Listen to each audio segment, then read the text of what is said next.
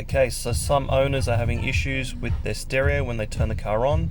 The stereo is already playing or playing too loud. The way to combat this is to turn the stereo off before you turn the car off. So, volume button, don't just turn it down, turn it off by pressing the button in. Okay, and the screen should go off and just show the clock.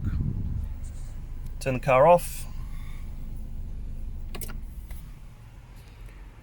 Okay, so next time we start it up, the stereo won't come on.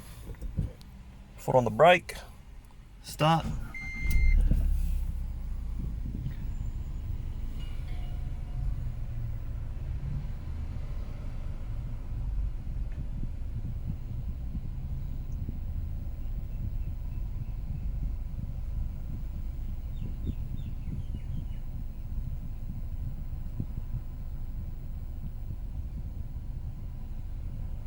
There we go, the stereo remains off. Simple as that.